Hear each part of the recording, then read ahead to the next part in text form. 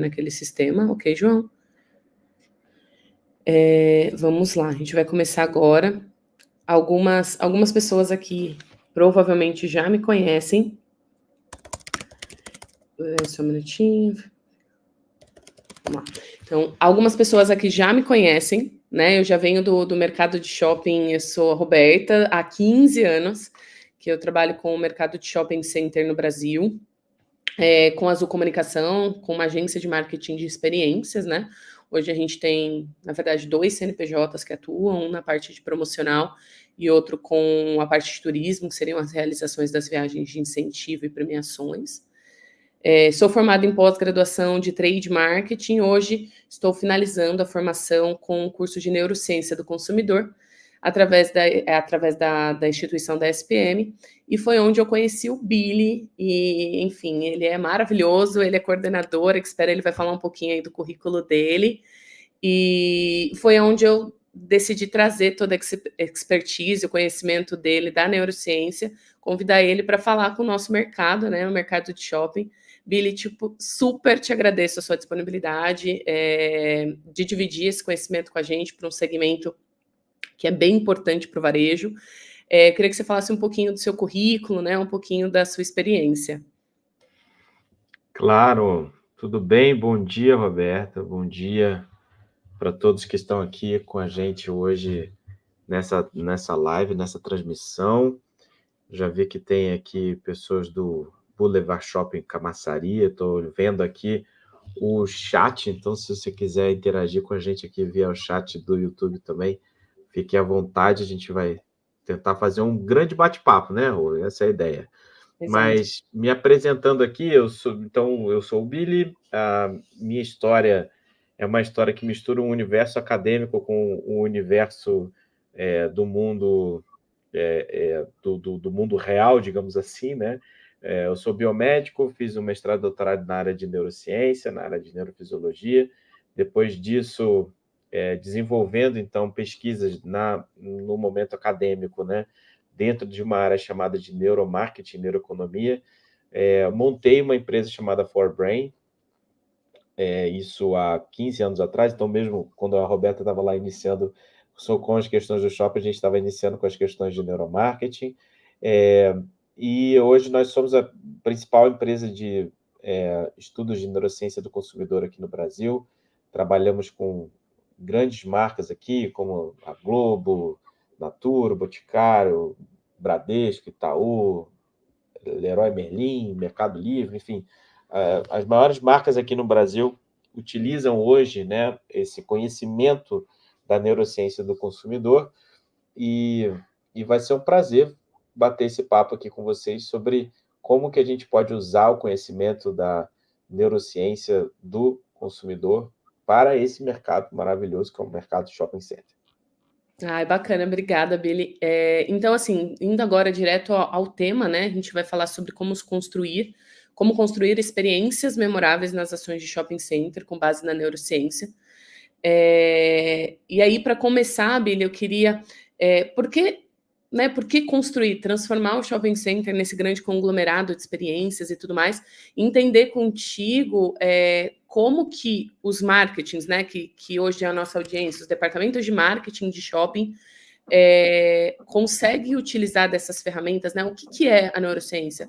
Qual que é a força de ferramenta e de material que a gente pode trazer para a constituição de como construir essas experiências dentro dos shopping centers?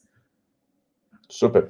A ideia, eu acredito, primeiro a gente entender esse conceito de experiência, né? Por que isso é tão importante? Por que isso é hoje um conhecimento e um conjunto de ações extremamente estratégicas para se conectar diretamente com esse consumidor, com esse comprador, né?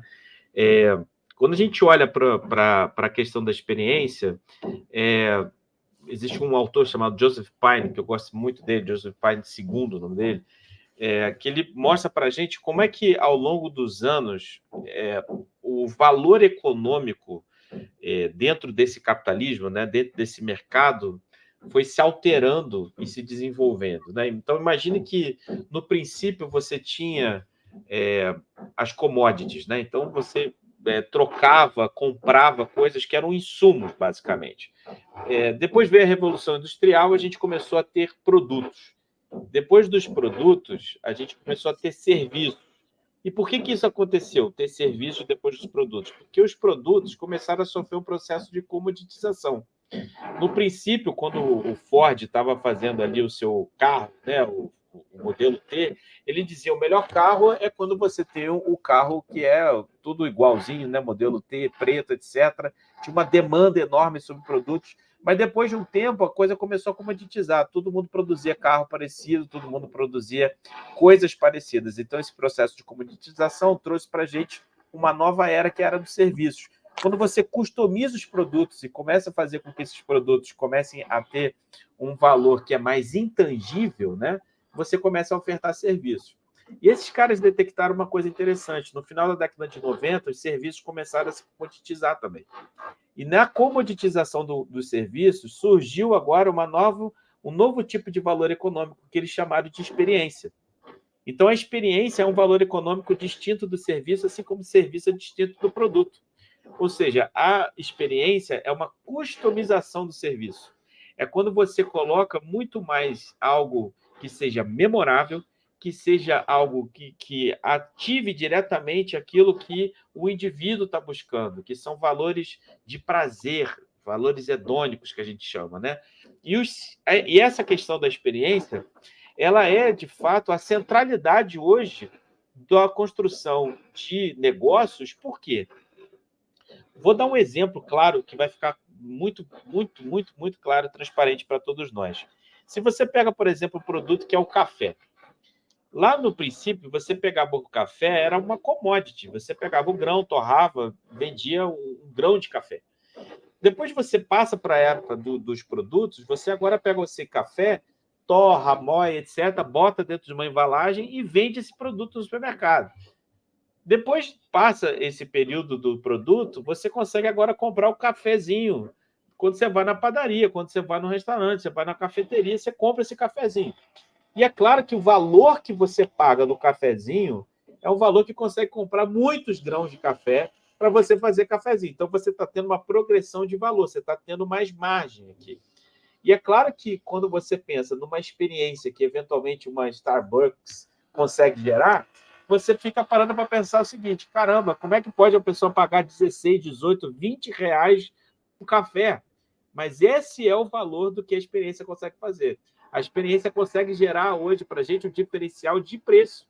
E você consegue agora investir, colocar muito mais dinheiro, porque você não está comprando somente um serviço, você não está comprando somente um produto, você não está comprando só uma commodity, você está comprando uma experiência.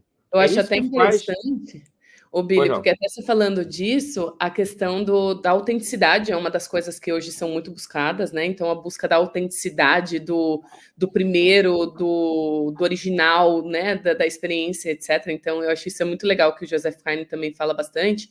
E eu estava vendo que a Starbucks hoje talvez é o maior banco do mundo com os cartões fidelidade dele. Tipo, como uma empresa que vende um commodity, né? Assim, ela vende um commodity, ela se transforma no maior banco do mundo em valor guardado em cartões de consumo, né? Isso é muito louco você olhar para essa realidade.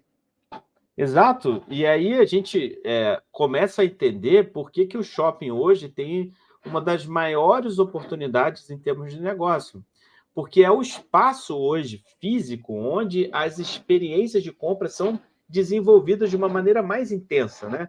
A capacidade que o shopping tem de gerar essas conexões é uma capacidade de fazer, de fato, as pessoas se conectarem com algo que não é só um produto, que não é só um serviço, mas é um ambiente, é um espaço, e aí a gente vai discutir um pouco isso, né? A capacidade que ele tem de criar imersões, de você conseguir absorver coisas que você pode desenvolver ali dentro, que catapultam a pessoa para um tipo de consumo, que é um consumo que ela vai ter um ticket muito mais elevado, que ela vai ter um nível de investimento muito mais alto, que é justamente o espaço de oportunidade que hoje grandes lojistas de grandes redes ainda veem, né, enquanto valor. Por que o online, que já cresceu tanto nunca vai substituir o shopping center, porque a experiência que você tem física, né, ela não consegue se equiparar àquilo que você consegue fazer dentro do universo digital.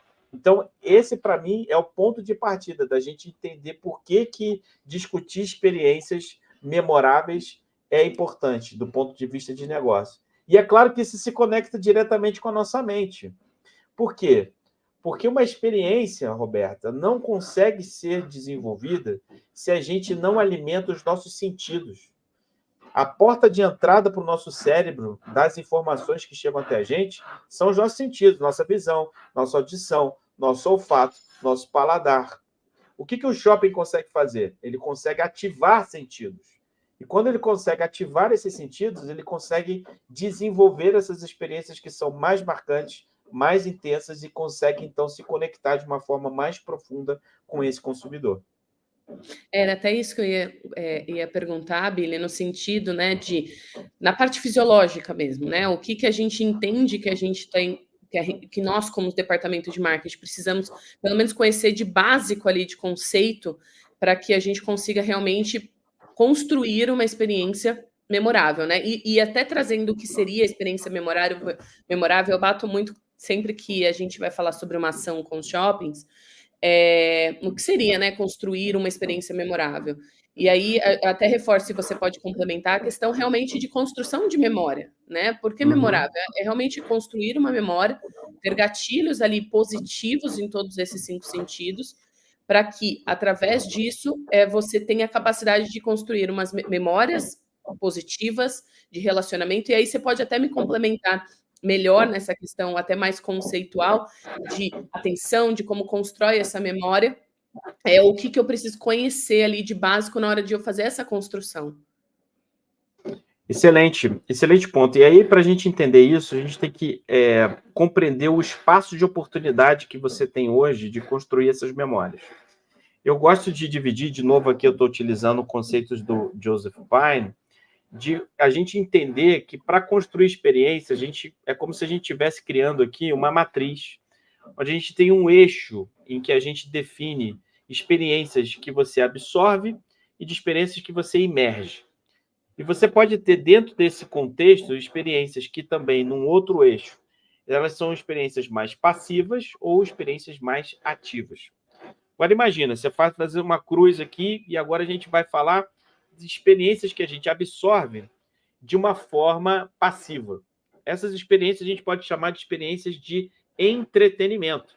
É quando você absorve algo experiencialmente, que é muito legal, emocionalmente tocante, etc., e de uma maneira passiva.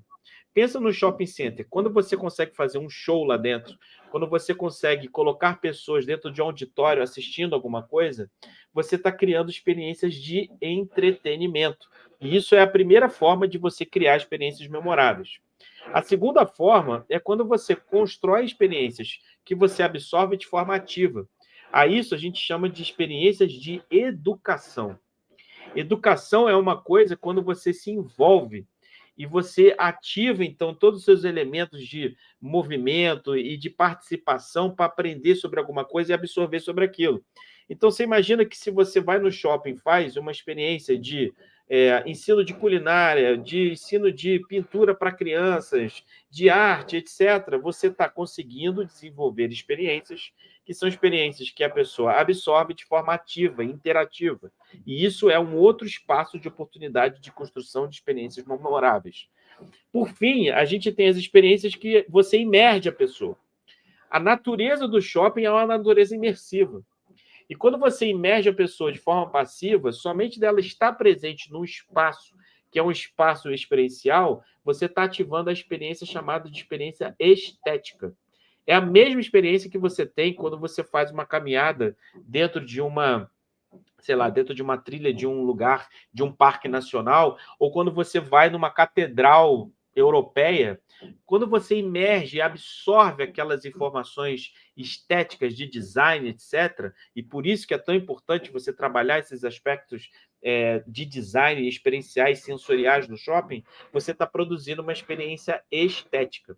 E, por fim, o último tipo de experiência é aquela experiência em que você imerge, mas você tem capacidade de realizar interações. É o que acontece, por exemplo, quando você vai para um parque temático, como a Disney, como, sei lá, o Beto Carreiro, alguma coisa assim. Você tem ali a experiência chamada de experiência escapista.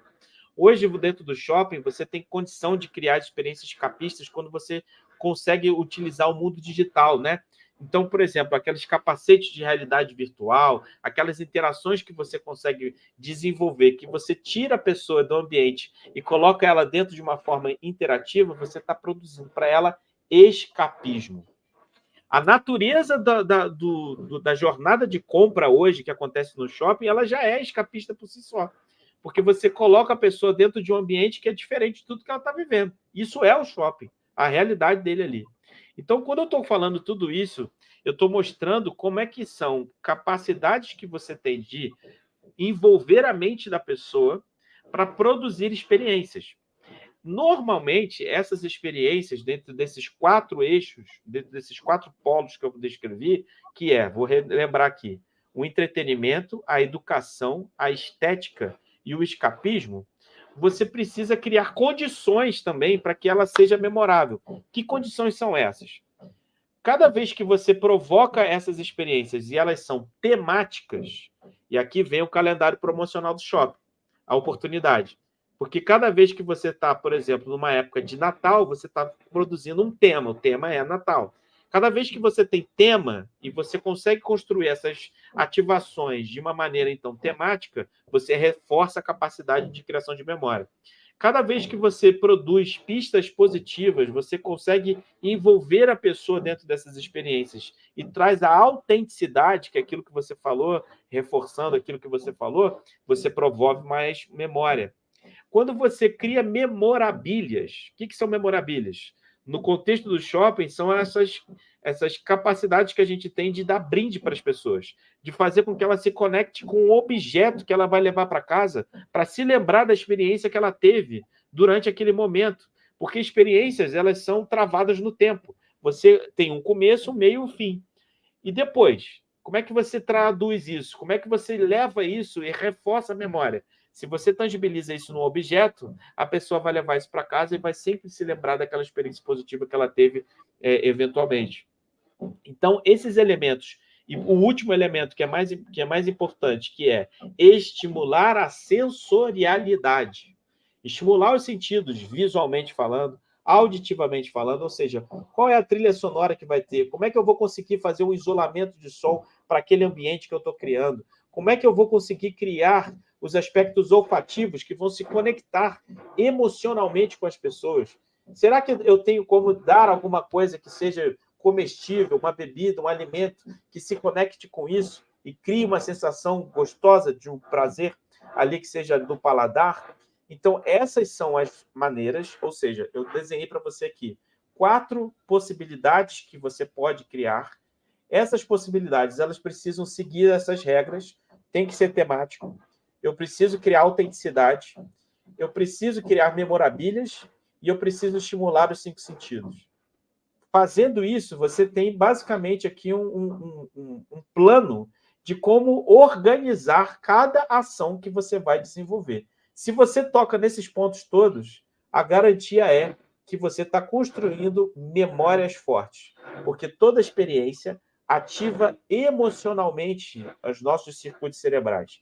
E quando a gente está ativado emocionalmente, isso cria memórias fortes. Esse é o caminho, então, que a gente tem para criar isso.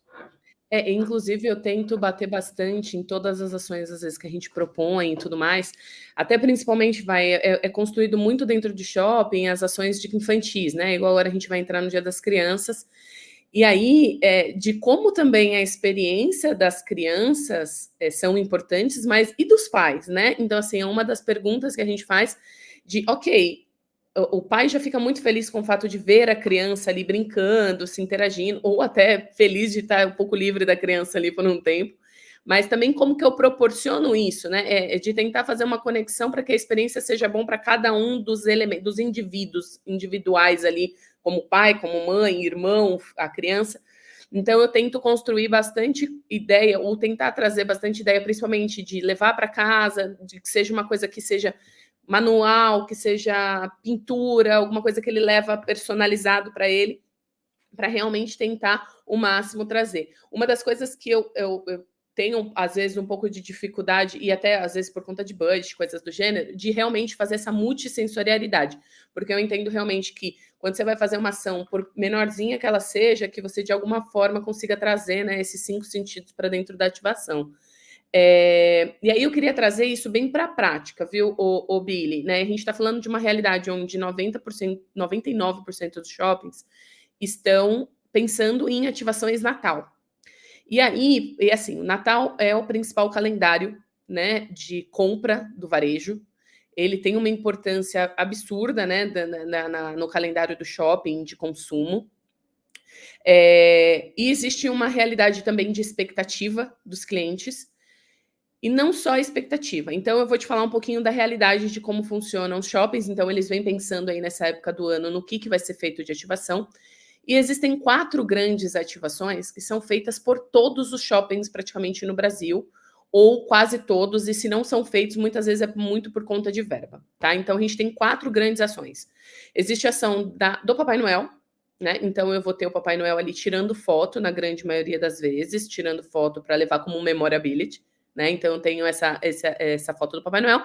Eu tenho a chegada do Papai Noel, que é uma ação, um evento, que é onde o Papai Noel chega e as pessoas vêm ver o Papai Noel chegando.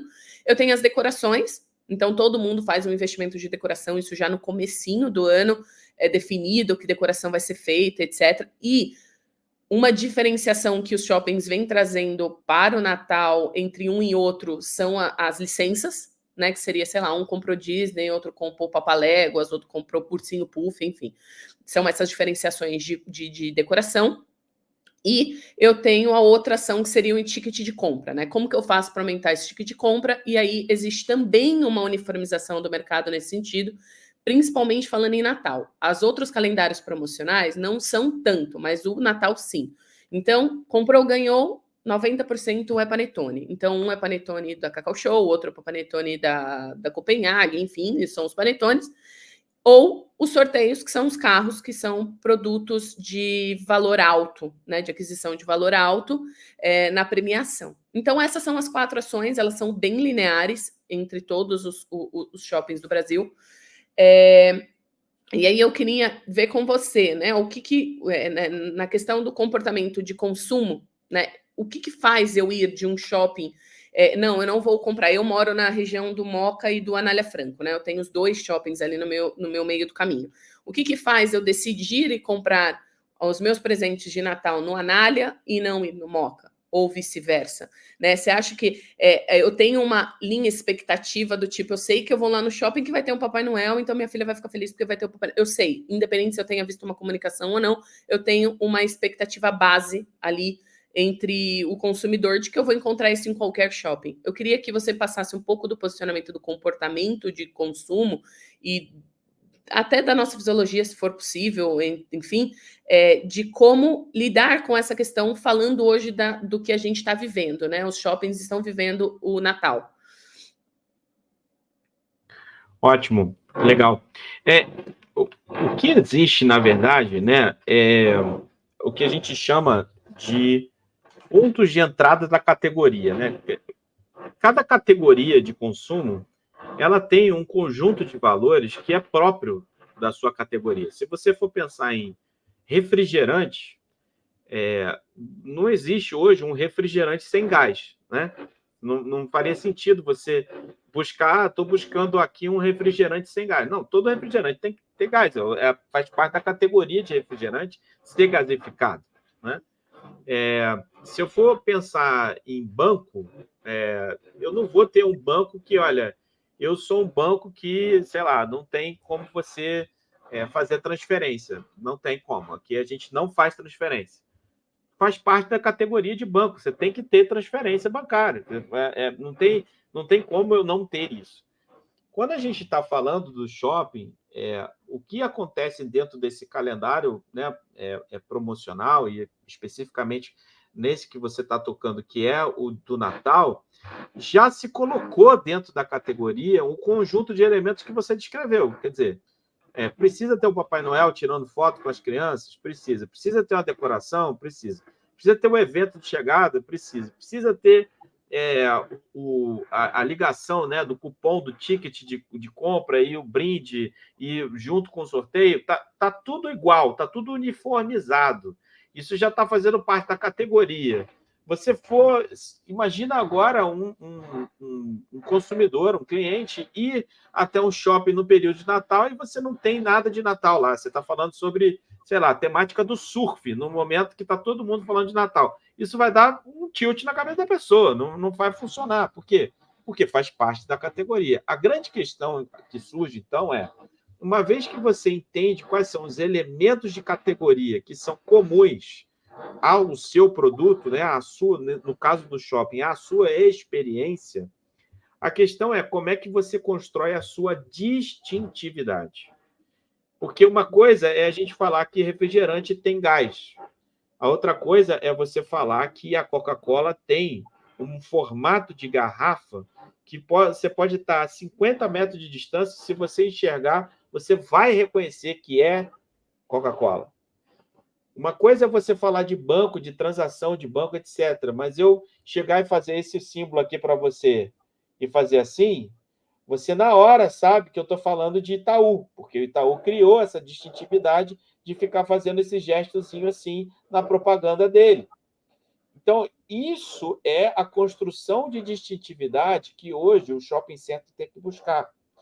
O que você tem na sua localidade, na sua regionalidade, na sua conexão com a sua comunidade que você afeta, que pode torná-lo distinto de todos os outros?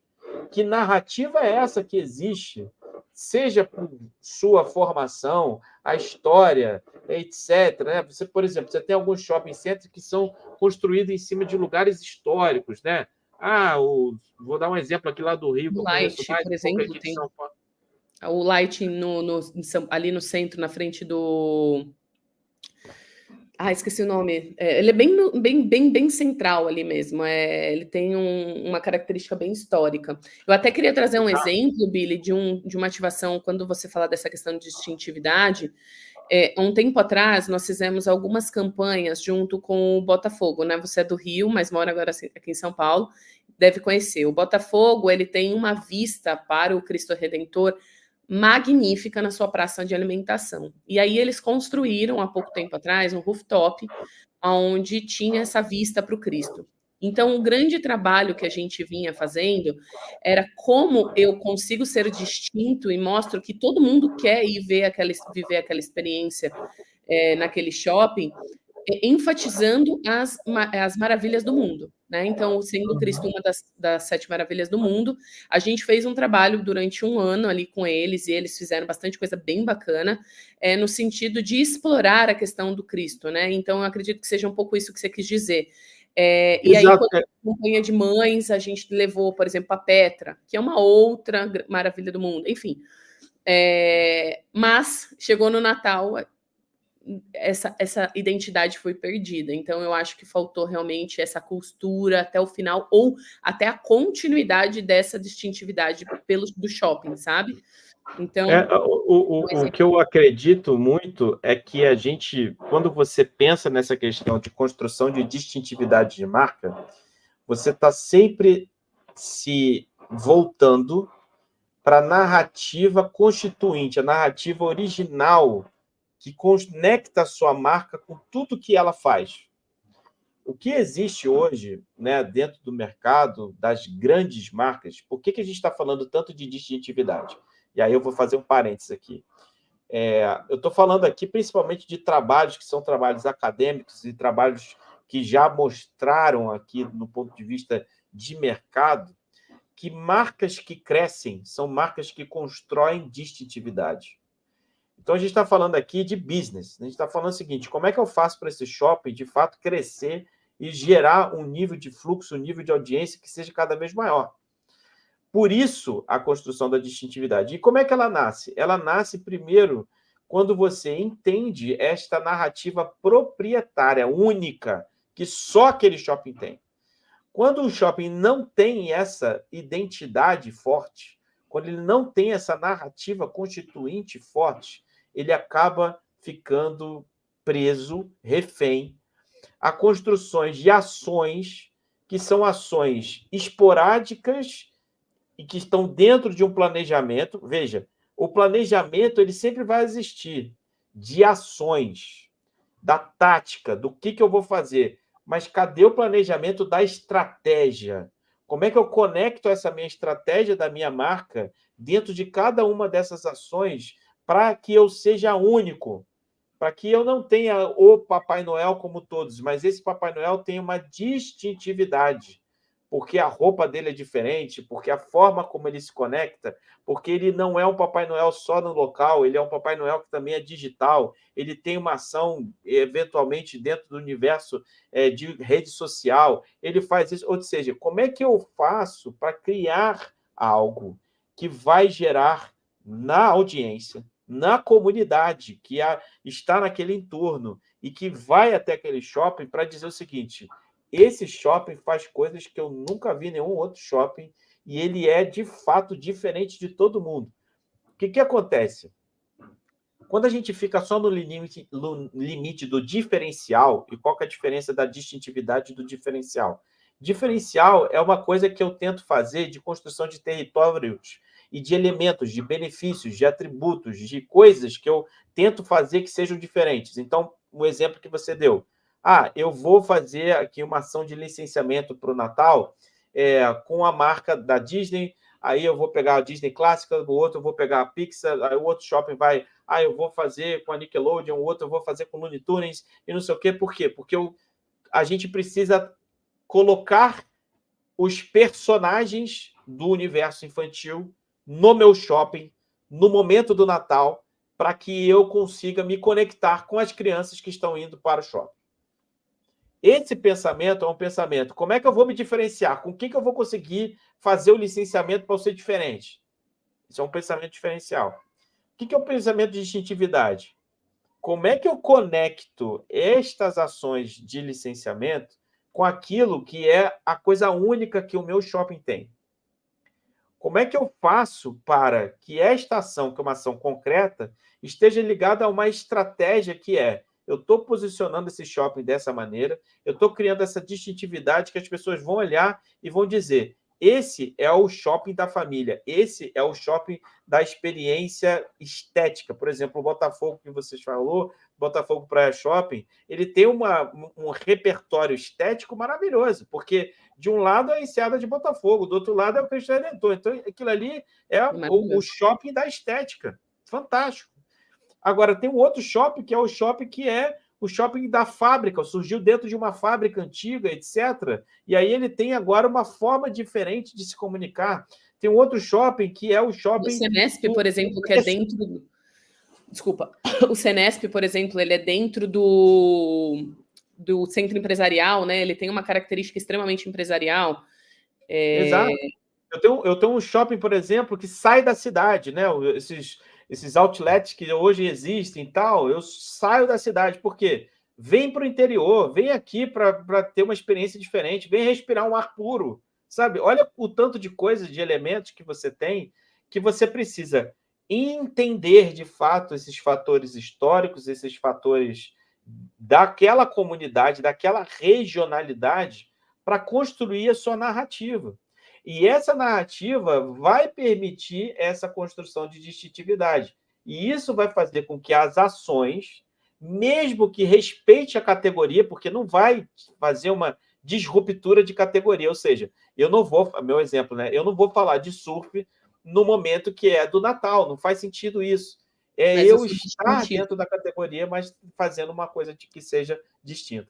E é engraçado, porque às vezes você está super próximo, Billy, e aí me veio algumas coisas na cabeça aí durante esses anos de carreira. Por exemplo, o Shopping D, por muito tempo, foi conhecido como Shopping da Outlet. Tinham ônibus que vinham de fora para fazer compras de determinados produtos. E aí, nessa briga de você ser igual, de que eu tenho que ter mix, etc., não foi apostado nessa temática. E, ao meu ver, talvez tenha sido um problema, né? Porque é mais difícil você brigar, por exemplo, com o Center Norte que está ali na frente. Então, talvez se ele tivesse assumido essa distintividade de outlet, né, de preço e coisa do gênero, e trazido essa característica, ele talvez teria conseguido, né, um resultado mais fácil. Ele vem trazendo alguns resultados, mas é um shopping que sofre, né, para conseguir trazer esses resultados e brigar com quem está ali. O Center Norte, que sempre se posicionou muito com o shopping da família, já fiz várias ações focadas em família junto com eles. Então, teve essa semana que falou para mim, olha, o meu grande diferencial vem sendo trabalhar a área gourmet, né? Eu quero ser um espaço gourmet, eu quero ser um espaço de restaurantes, eu quero trabalhar a gastronomia. Então, é o que você fala. Então, será que realmente em todas as minhas campanhas promocionais eu não tenho que trazer esse lado da gastronomia, o lado da gourmetização, das famílias virem almoçar, jantar? Até a gente sugeriu, uma das ideias que eu tenho para shopping centers, cada um com dentro das suas diferenciações, é realmente de você criar rotas, né? Você trabalhar talvez rotas de experimentação, rotas guiadas dentro do shopping, enfim, cada um tem o seu diferencial e eu acho que o grande trabalho, e é uma coisa que eu, como fornecedora, sofro um pouco, tá, Bila? Então, assim, falando um pouco do outro lado, é tipo assim, vamos lançar uma campanha de mães, tá? Mas qual é o conceito, tá? A gente vai trabalhar o conceito da customização emocional, blá, blá, blá, nesse sentido. E aí entra um produto que não tem nada a ver com aquela categoria, porque sai um pouco mais barato ou porque tem uma marca específica, aquele conceito cai. E aí eu acho que... E aí eu queria que você me trouxesse...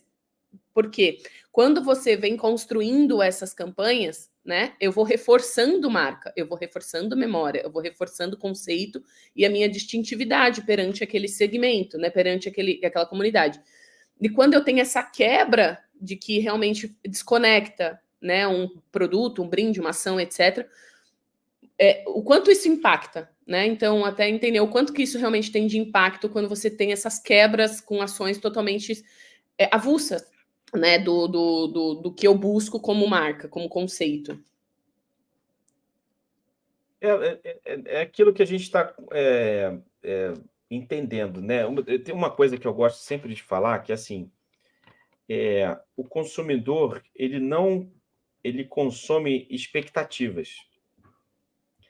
A experiência, ela é, na verdade, a conexão daquilo que é a realidade que as pessoas estão vivendo com a expectativa que ela criou antes de vivenciar aquela experiência.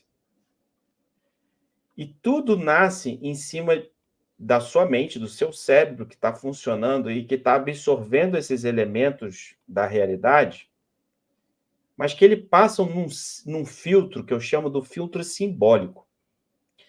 A gente não se conecta com a realidade concreta. Nosso cérebro sempre interpreta essa realidade.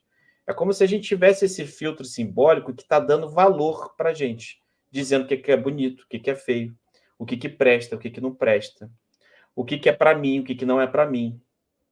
Esse filtro simbólico é aquele que qualifica a experiência. E como é que você interage com esse filtro simbólico, esse filtro de símbolos de valor? Construindo histórias. A história é a maneira como o nosso cérebro organiza os símbolos. A narrativa é a alternativa que a gente tem na nossa mente da gente conseguir se conectar com esses diversos valores que existem e dar sentido para eles.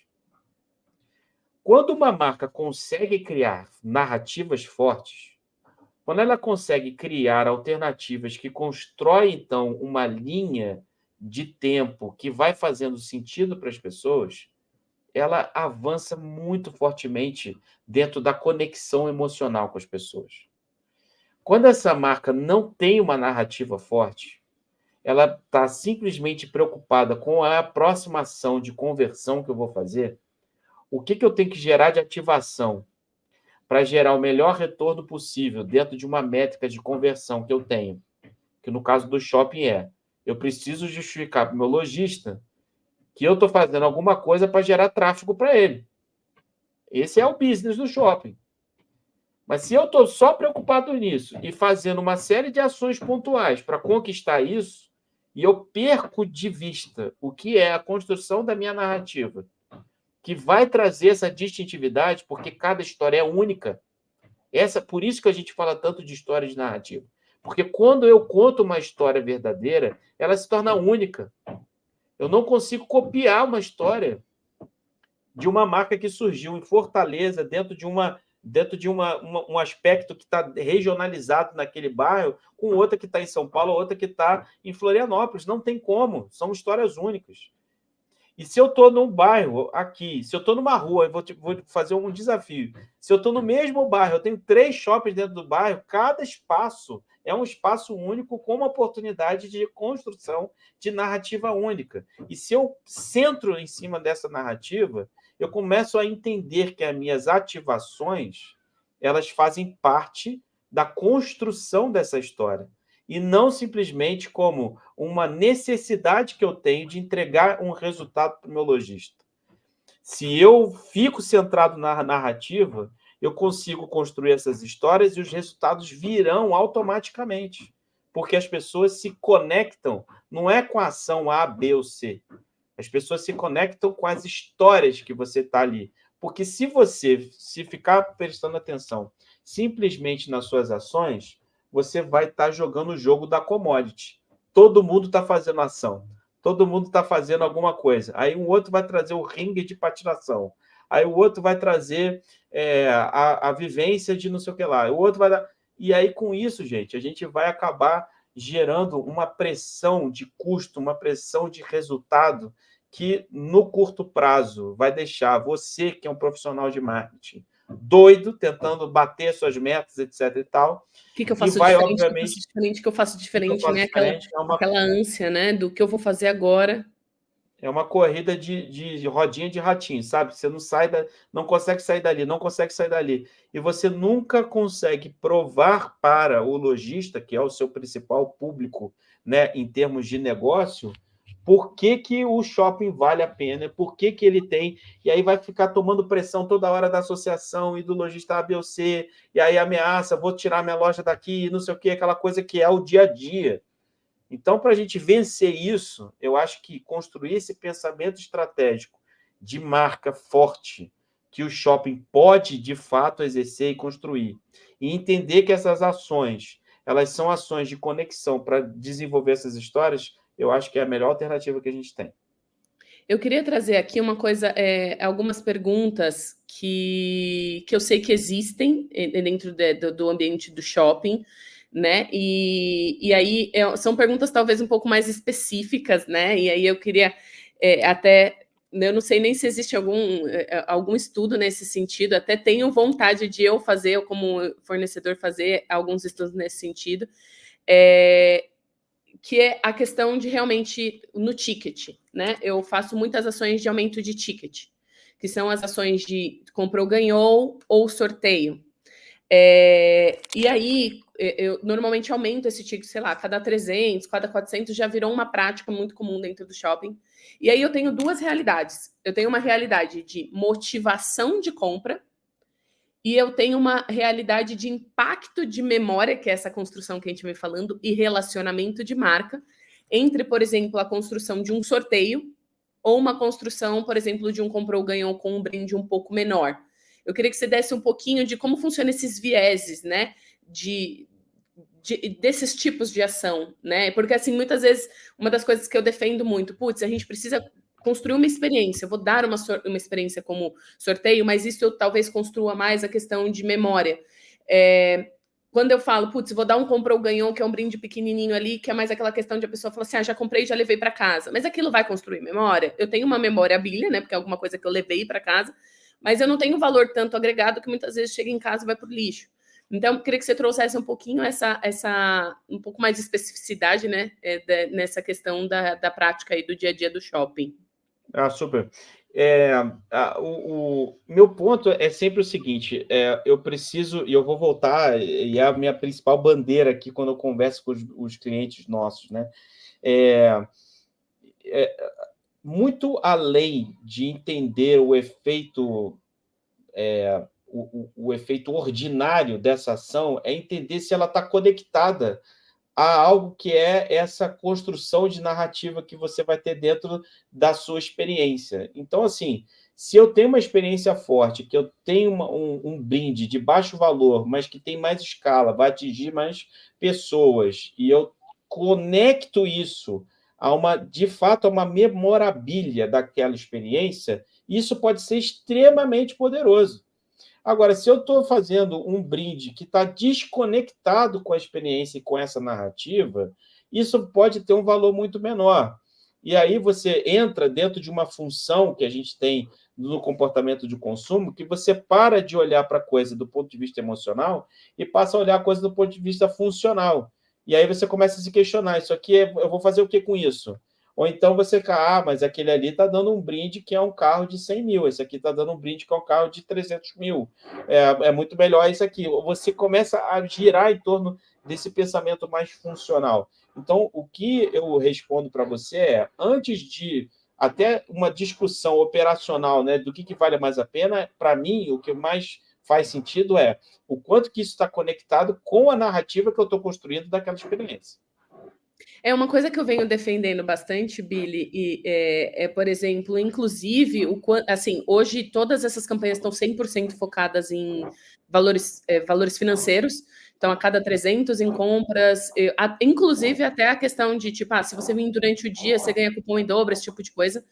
A questão, inclusive, do engajamento, né? Porque, assim, existe um viés, e eu não sei qual é ele, e aí você pode me dizer, de que todo mundo acha que não vai ganhar no sentido de sorteio, né? Eu não vou ganhar, não vou ser o ganhador, eu nunca ganho nada. E aí eu percebo que quando... Eu fiz, inclusive, um teste agora com uma campanha, de que todo mundo fala, não ganho, não ganho, só que a gente criou, por exemplo, um sistema que gera engajamento. Então, ele precisa construir aquela participação e aumentar as chances dele, muitas vezes, de ganhar, por exemplo, através de uma tecnologia onde ele faz postagem, onde ele participa, onde ele engaja. E aí eu queria que você trouxesse um pouco essa questão realmente do por que as pessoas sempre acham que não vão ganhar, né? Porque isso faz com que eu diminua muitas vezes meu ticket de participação, e isso pode ser um dos problemas que afeta muitas vezes a tal da coisa que você comentou de eu ter que trazer resultado, porque muitas vezes é avaliado que uma campanha foi boa ou ruim pelo volume de pessoas que trocou o ticket, por exemplo. E o segundo, né, se essa questão eu consigo melhorar esse viés do que eu nunca vou ganhar para uma construção de eu fiz, eu estou participando, eu estou construindo a minha oportunidade, não só financeira, porque muitas vezes a pessoa tem uma limitação financeira mesmo, ela não vai conseguir gastar tanto mais do que ela já gastou, por exemplo. Os elementos de motivação para qualquer ação de consumo, elas estão pautadas em cima dessa capacidade de recompensa que você vai gerar, né? Num sorteio, sempre o que está em voga é a ideia da pessoa daquilo que ela não controla, né? Então, assim, toda vez que você vai de uma rifa a uma loteria, você está investindo, seja dinheiro ou seja tempo, você está olhando do outro lado, qual a recompensa que eu vou ter e o quanto que esse custo que eu vou ter vai me trazer de diferença entre o investimento que eu faço e a recompensa que eu tenho. Então, por que o cara pega uma fila gigantesca numa lotérica quando ele está lá com a Mega Sena acumulada? Porque o investimento que ele está fazendo é muito baixo, com um potencial de recompensa que é muito alto. Quanto mais você conseguir gerar esse gap entre a expectativa do que eu vou receber e o custo do que eu vou ter, melhor é. E como é que você cria isso? Você cria isso através, de novo, de histórias. Por que a Mega Sena dá tão certo com essas filas enormes das pessoas investindo seu tempo, etc. e tal? Porque a história já está muito forte na cabeça da pessoa. Você conhece, depois de passa tudo quanto é jornal, o ganhador da cidade não sei aonde, ganhou a Mega Sena acumulada, blá, blá, blá. Isso aparece, as pessoas conhecem. Quantas pessoas que você conhece que ganharam o carro do shopping, do sorteio, que você não conhece? O que está faltando para o shopping é conseguir conectar esses ganhadores, essas histórias da pessoa que foi lá para Petra, que você falou, ganhou a viagem, não sei o quê. Como é que você o ponto principal não é você ofertar a melhor recompensa, é você mostrar para as pessoas que esse shopping você tem recompensas, entende? Então, assim, não é você trazer só o elemento, que é o elemento de oferta que você vai ter dentro do sorteio, mas como é que você consegue conectar as histórias do shopping para que a pessoa veja e fale assim, vale a pena eu preencher esse cupom aqui e colocar dentro dessa caixa, porque, de fato, eu vi gente que ganhou, eu vi gente... Então, como é que você consegue fazer esse gap valer a pena entre o custo que eu tenho de juntar meus cupons em troca dessa potencial recompensa e, de fato, essa recompensa acontecer? A descrença no sorteio, ela destrói o sorteio porque você não conectou com a narrativa correta. Interessantíssimo, muito legal, Billy. E aí eu queria conversar um pouquinho com você para a gente ir caminhando um pouco mais aí para a finalização. A gente falou um pouco do que é a neurociência, né, o estudo, a importância da construção da memória, o que é construir uma memória, ferramentas de construção de memória. Falamos um pouco da realidade ali dos shoppings e agora fica um pouco, né, o que você vê de oportunidade. Né, o que você enxerga de oportunidade trazendo a neurociência, fora tudo que a gente já falou aqui, porque a gente até já conversou ali um pouco por fora, no sentido de trabalhar com os shoppings e tudo mais, o potencial que os shoppings podem ter, o que a gente pode construir de muito forte, né, dentro do shopping, porque uma das coisas que eu acredito, Billy, por exemplo, até vem vários cases fora do Brasil e tudo mais, é que eu posso, inclusive, criar ativações, estratégias de estímulos de crescimento de vendas por corredores. Eu posso fazer isso por categorias dentro do shopping, eu posso fazer isso de maneira para uma vitrine específica ou para um painel específico. Então, entender como que a gente pode fazer com que isso seja uma realidade futura, sabe? Porque o que você falou, às vezes um traz um evento do tamanho A da Bela e a Fera, o outro vai ter que trazer um evento do tamanho 3 vezes mais do Harry Potter. Isso tudo é muito caro. Trazer esses eventos traz um fluxo pontual, né? Que muitas vezes não é o seu fluxo daquela região, ele vai trazer fluxos de outras regiões que não vão voltar para o seu shopping se não for para ver aquele evento em específico. Então, como que você vê que o potencial das técnicas, né? A gente acabou não falando aqui das técnicas de pesquisa efetivamente da neurociência, né? Que a gente pode construir isso até com muito menos custo e com um grande volume de estímulo de venda.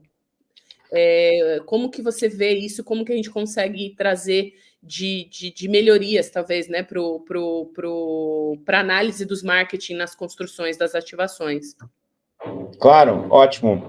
E eu peço até desculpa, porque a gente vai acelerar um pouquinho, porque eu tenho outro compromisso, mas eu vou dar... Não, super. E daí eu vou trazer aqui esse panorama, que eu acho que é um panorama muito bacana. Eu divido isso em 2 momentos. O primeiro momento é o que hoje a gente já consegue fazer no momento atual, já está disponível para você que trabalha dentro de um shopping para utilizar esses conhecimentos neurocientíficos. É uma mudança de mindset, é a gente começar a entender que o shopping precisa gerar inteligência. Para que essas ações sejam construídas, para que esse novo momento que a gente está comentando aqui, que é o momento que o shopping que está criando distintividade, está criando marca, está criando narrativa para gerar as suas ações que se conectem umas com as outras, para que impacte essa comunidade de uma maneira muito mais forte e consiga, através disso, né, manter um tráfego grande, uma audiência grande ali presente, é preciso construir inteligência. Então, como é que você constrói inteligência? Pesquisa. E a gente hoje tem uma série de possibilidades de como é que você investiga esse inconsciente do consumidor, desde entender a forma como você se comunica, né, a sua produção de comunicação, de mídia, nas redes sociais, nas mídias de massa, os filmes que você produz, as alternativas que você tem de construção dessa narrativa, a gente tem elementos que conseguem monitorar, saber, será que isso está engajando a pessoa? Será que essa história conseguindo atrair as pessoas, está gerando o padrão de atenção que a gente precisa, está mexendo com as pessoas em última instância? A gente tem ferramentas para fazer isso. eu consigo hoje ter ferramentas para descobrir como é que a pessoa inconscientemente está conseguindo gerar esses padrões de distintividade. Será que aquela marca de shopping, ela de fato está produzindo um conjunto de atributos e benefícios que inconscientemente estão conectados com a mente desse consumidor ou não? Como é que é o diagnóstico que a gente tem que fazer dessa distintividade? Ela está aparecendo dentro do shopping? E a gente tem instrumento para medir isso. Então, essa é a primeira coisa que eu vejo. Você usar pesquisas neurocientíficas para entender o seu momento, o seu diagnóstico, e entender como que as suas ações que você está gerando, elas podem ser ações mais impactantes. E a segunda coisa que eu vejo, Roberto, que para mim é algo muitíssimo importante, é como é que a gente torna o shopping um centro de produção de inteligência para o varejo. Os lojistas que estão ali, a indústria que está por trás desses lojistas, elas querem entender o comportamento do shopping. Ela quer entender o comportamento de compra. E o shopping, com sensores, com equipamentos hoje que conseguem rastrear esses diversos tipos de comportamento de compra, conseguiria ser um centro de produção de inteligência de compra. Aqui é inverter, não é só inverter, é fazer com que o shopping aumente o seu escopo de receita. Eu vou dar um exemplo. Hoje, você tem a maior varejista do mundo, que é a Amazon, tendo uma linha de receita toda voltada para o que é chamado de a sua parte de mídia. Hoje, ela tem a sua linha de receita em mídia, uma das maiores faturamentos que tem de todas as empresas de mídia do mundo. A Amazon passou a ser uma das maiores empresas de mídia do mundo, só que ela, naturalmente, na sua origem, era simplesmente um varejo. O shopping já sabe disso, já está gerando receita em mídia. Legal demais. Só que eu quero dar um outro ponto. Um outro ponto é o seguinte, não só você shopping é um espaço para você ter uma parceria com a JCDecaux, para você ter uma parceria com a Eletromídia, etc., para ser um espaço de mídia, de geração de retail mídia, mas você também tem a oportunidade de gerar inteligência para você se conectar com essas pessoas e vender essa inteligência para aqueles que são o seu público-alvo. Então, esse, para mim, é o meu recado que eu tenho, que eu acredito que quando os shoppings começaram a perceber o potencial de negócio que eles têm em relação à geração de inteligência de compra de consumidor, eles vão atingir um outro nível, um outro parâmetro, que é o que as experiências que eu vejo hoje, principalmente nas empresas de mídia, estão acontecendo. Elas vendem espaço publicitário e elas vendem hoje também inteligência. O shopping pode vender espaço para o lojista e pode vender inteligência para o lojista, que o lojista precisa disso para que ele tenha melhor performance. Então, esse, para mim, é o futuro que eu vejo do varejo hoje em dia, que não está sendo ativado hoje da forma como poderia, mas que eu acredito fortemente. E, enfim, isso que eu gostaria de deixar aqui com as minhas últimas palavras. Perfeito, Billy. E aí, eu até só para pontuar, por exemplo, depois pesquisem no YouTube um trabalho que o Billy fez, que é Fome de Mac, que tem teste neurocientífico Fome de Mac. E isso mostra muito, tipo, a diferença entre você comer um hambúrguer e você comer um Mac. Então, é exatamente essa questão que a gente veio falando. Eu tenho um outro case muito legal também, que eu vou deixar o link aqui, que é um case da Dunkin' Donuts, que foi um sucesso de vendas muito legal, que foi atrelar alguns estímulos em alguns pontos específicos que são muito interessantes, que aumentavam o volume absurdamente de café. Então, ele tinha algumas liberações em horários específicos de uns cheiros em pontos estratégicos, etc. Então, são alguns cases que eu vou dividir depois com vocês nos e-mails, que é muito legal de estudar. Inclusive, tem um sobre shopping center, da diferença de você colocar em diferentes corredores músicas diferentes a serem trabalhadas, que essas músicas também impactam no comportamento de venda daquela região, daquela área do seu shopping.